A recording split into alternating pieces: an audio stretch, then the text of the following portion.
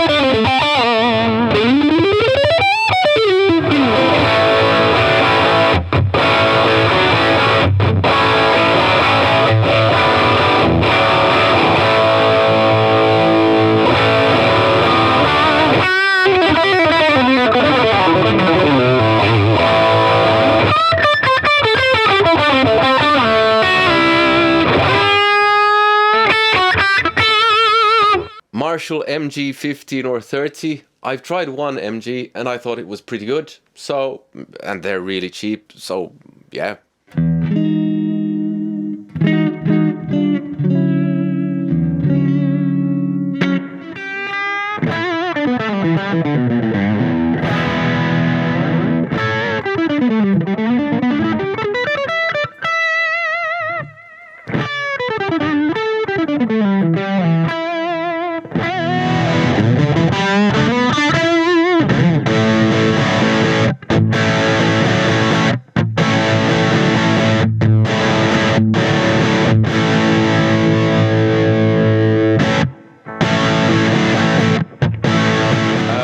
Marshall Code 25. I've reviewed one ages ago and I still get hate for those videos because I made a few. I did 3 videos on it. And it seems that some people don't like it when I'm honest because my opinion doesn't match theirs and they get offended. But I don't know why you would be offended. It's just an opinion and it's not an opinion about you. It might be an opinion on a piece of gear that you own and like, but get over it. We don't have to like the same stuff. Now, in case you haven't heard what I think of the Marshall Code, let me just double down and say I think it manages to somehow blow and suck at the same time. But again, that's just opinion.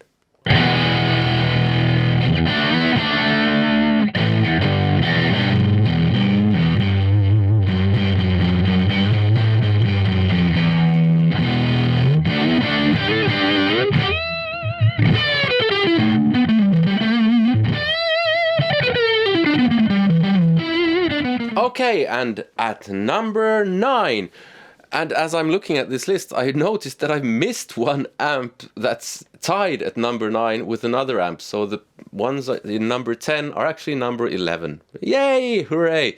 Do you know what? I'll just leave this mistake in here because hopefully that will show someone who's deathly afraid of making mistakes that it's okay to make mistakes. We learn from our mistakes. Nothing happens. We might be a bit embarrassed. Well, if you work in a nuclear power plant, maybe you shouldn't make mistakes. But you get what I mean. So, tied at number 9, it's the Line 6 Spider V30 Mark II. And yeah, I find it a bit boring. If you like that kind of thing, go for it. And the Roland Cube 10 GX both got 5 votes.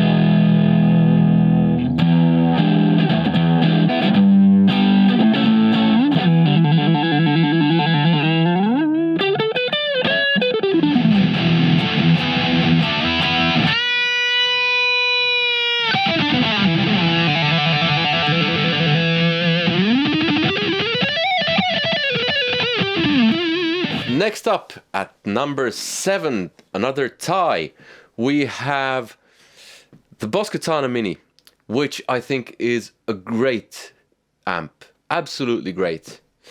And it got 6 votes, it's really cheap, and it sounds great, and it's very portable. And then we have the Fender Champion 2, 25 or 20. I've lumped those into the same thing. I've not tried those, so I can't say too much.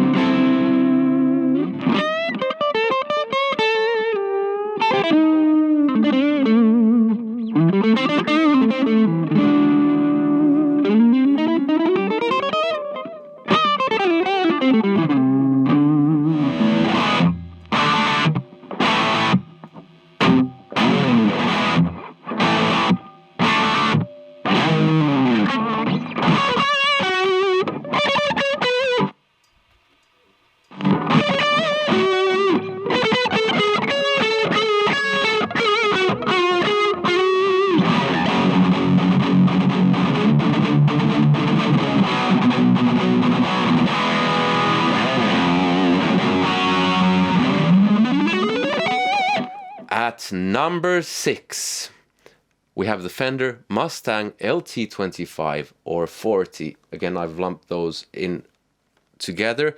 I think the 25 especially is a great little amp at a very low cost, and it's fairly simple even though it is a modeling thing.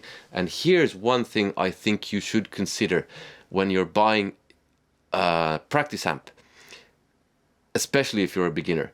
You want to be spending more time playing than fiddling with stuff, menus, apps and stuff like that. That's why I think the LT25 is a very good option, because it is quite simple despite being a modeling amp.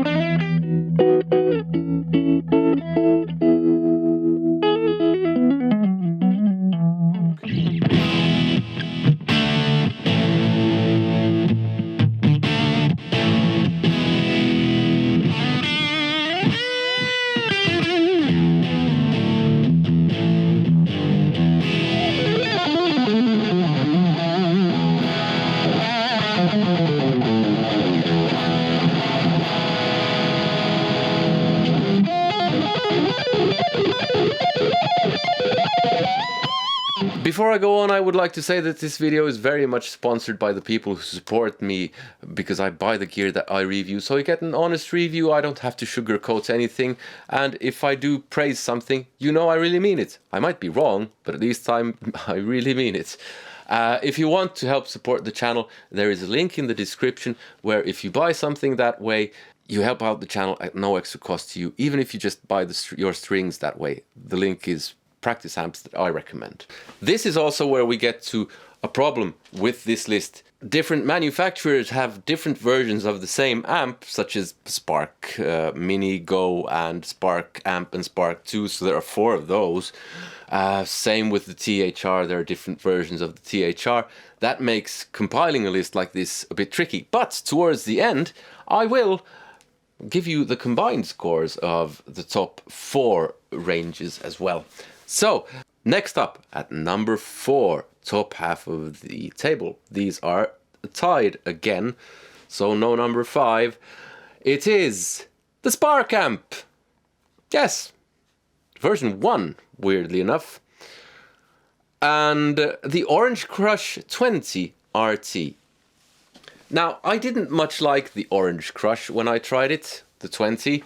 I thought the overdrive sounds were not nice at all. It's ages ago that I tried it. Maybe it's just an acquired taste. I don't know. Maybe it's for a totally different type of thing than my kind of thing. I don't know. I just remember I didn't like it.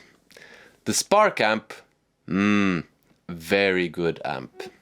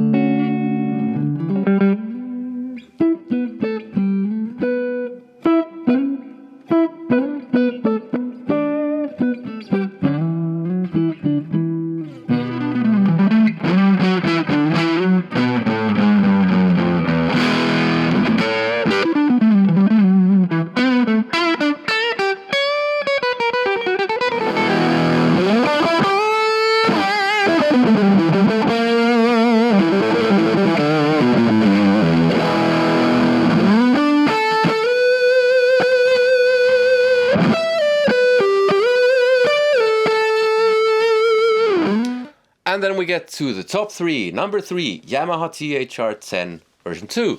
Now, this is the one. If I were going for a Yamaha THR, I would go for this or the number 5 or the 5. I don't like it, so I wouldn't go for it. But it's way more sensible than the 30, in my opinion. Because it isn't. I mean, it isn't cheap. It's 333 euros at the moment in Europe. But at least it's not crazy expensive like the 30.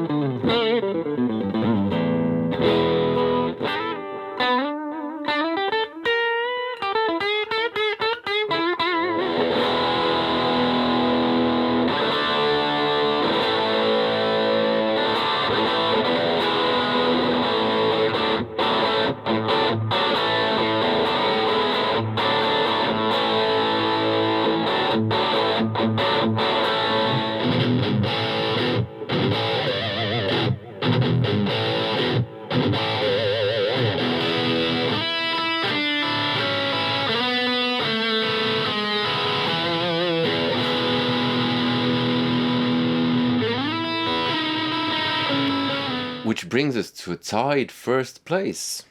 One that I agree with, sort of, that it should be in the top mix. And one that I don't agree with at all.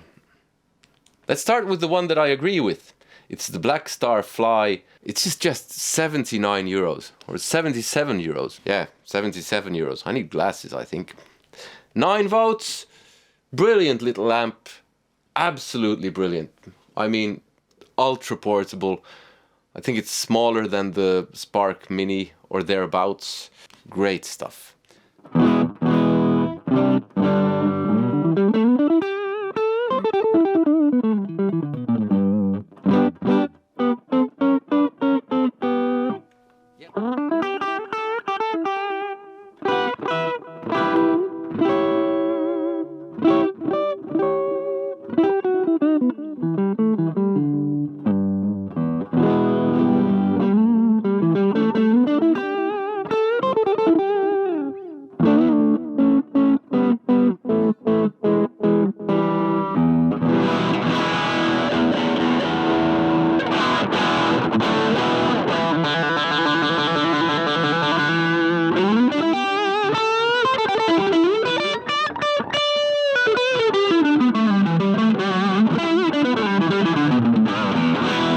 And then we have the other one in first place is the Boss Katana 50. I'm not a fan of the Katana. I'm not saying it's bad. I'm saying it's just boring and uninspiring for me. If I were to go for a Katana, I would go for the Mark 1. Probably just the Mark 1 because I don't think the upgrades to the Katana have done anything really. The variations just sound like different shades of grey. Maybe that's just me. So if you're thinking of getting a Katana, I would go for a second-hand one. One Mark 1 or 2, because you can save lots of money that way. And they should be fairly well built.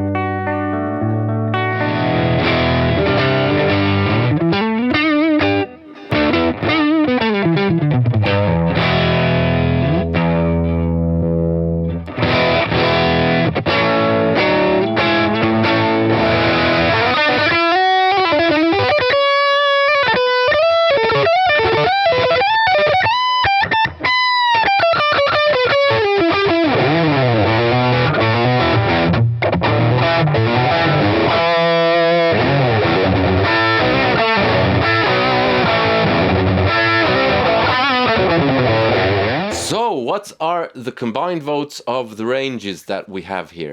With 11 combined votes, it's the Crush by Orange. With 13 combined votes, it's the THR. With 16 combined votes, it's the Spark amps.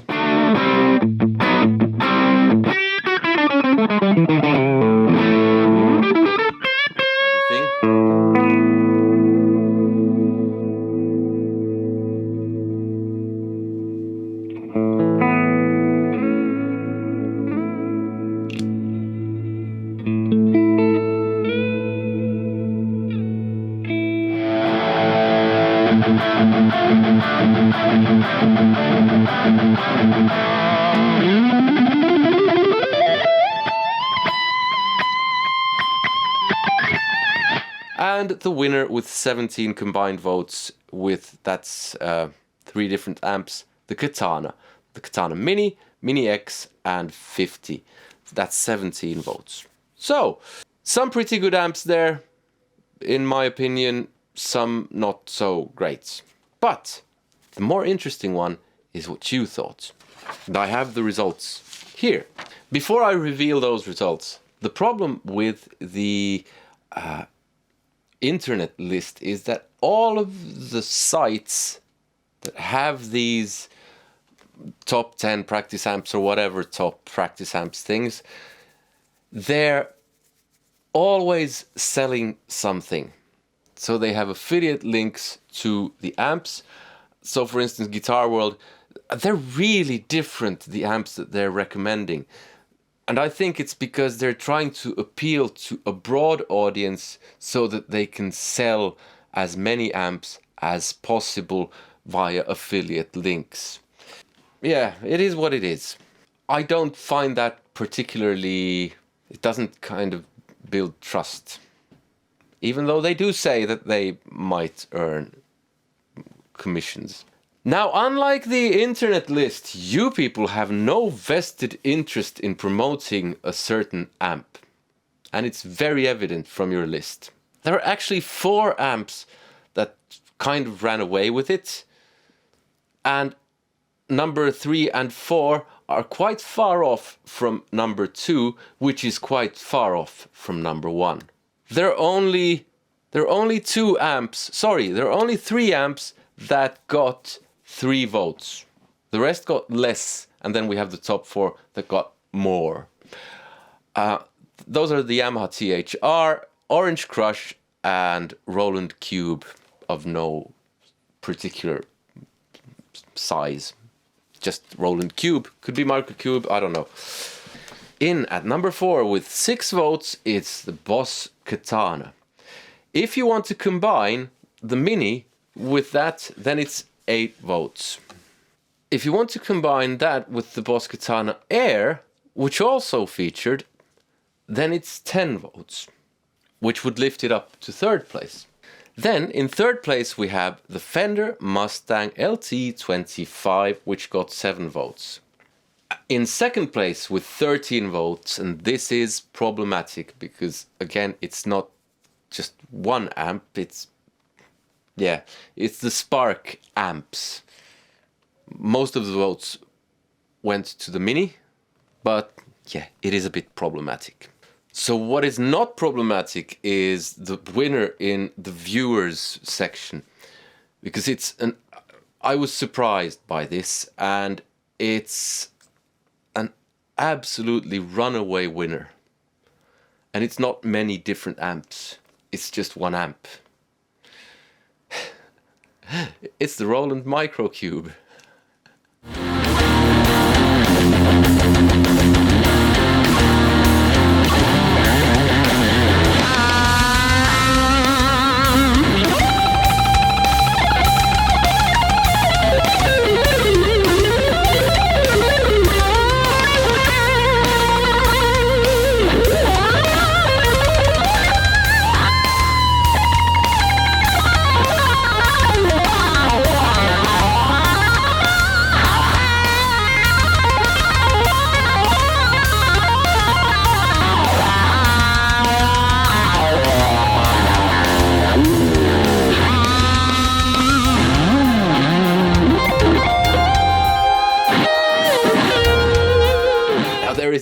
slight caveat here.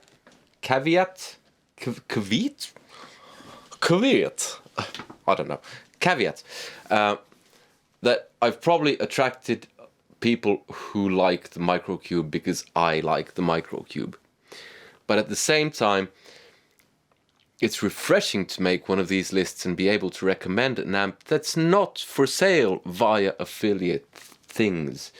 Go out and get yourself the old Roland Microcube, preferably the first version, not the GX. There's not really a huge loud of difference between them, but the classic stack sounds better in the old version. In Finland, you can get them for like 50 euros. They can also run on batteries. They're rugged. I mean, they're old amps, and they work remarkably well still. I have one Microcube over there, although that one is broken. But I mean, stuff breaks in what, like 20 years since they made those, something like that. And I have two of them at home, both work. One I gave to my daughter. She never plays. She plays football. So, when you watch a review of an amp, take that review with a pinch of salt regardless. And regardless if it's just one amp or a top 10 amps, same goes for guitars, because personal preference does come into reviews. So try to check out what the reviewer likes and dislikes and try to compare that to your likes and dislikes. So in my case, I like the Spark amps, the Microcube, the Cube, and I dislike a Marshall Code. So keep that in mind. Even worse is if they're trying to sell the very amps that they're reviewing. Then take it even more with a pinch of salt. But when you combine a lot of reviews, you kind of get some kind of picture. And there are the results of this are that the Fender Mustang LT25 is very popular. Microcube, very popular. Katana, very popular. Spark amps, very popular. Probably for some kind of reason. THR, fairly popular. At least among internet people. Black Starfly, not so popular among you, but among the internet people. I like it. So maybe start looking somewhere there. Interestingly, no one said Fender Frontman, because, yeah, that's even worse than the Marshall Code. If you want to check out my favorite practice amps of all time, that video is here. Other than that, I hope you consider supporting the channel via the link in the description. But above all, I hope you had some use of this video, found it entertaining, and you have a nice day. Be kind to each other. Take care. See you. Goodbye.